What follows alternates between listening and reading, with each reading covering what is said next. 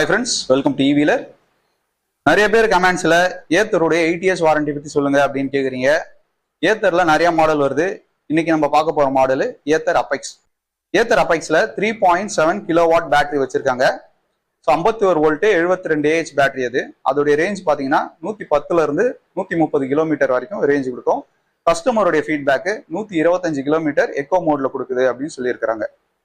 8 years warranty அப்படின்றது ஃபுல்லாவே 8 years warranty கிடையாது. 8 year வாரண்டி அப்படி இல்லைன்னா 80,000 கிலோமீட்டர் ரேஞ்சு.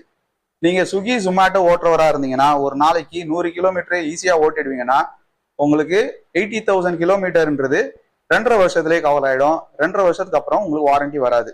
உங்களுக்கு பேட்டரி ஃபால்ட் ஆகாத வரைக்கும் பிரச்சனை இல்லை. இன்கேஸ் உங்களுக்கு பேட்டரி ஃபால்ட் ஆயிடுச்சுன்னா 2.5 வருஷம் கழிச்சு நீங்க அந்த பேட்டரியை ரீப்ளேஸ் பண்ணும்போது 70,000 இருந்து 90,000 ரூபாய் வரைக்கும் நீங்க பேட்டரிக்கான காஸ்ட்டை கொடுக்கறதா இருக்கும். நீங்க ஒரு வருஷம் ஃபுல்லா வெயில்ல நாய் போடாத பாடுபட்டு 100 கிலோமீட்டர் டெய்லி ஓட்டி காசு சேர்த்து வச்சு அந்த காசை 2.5 வருஷத்துலயே நீங்க பேட்டரி ரீப்ளேஸ்மெண்ட்டுக்காக கொடுக்குற மாதிரி இருந்தா உங்களுடைய மைண்ட் செட் எப்படி இருக்கும் அப்படின்னு நினைச்சுக்கோங்க.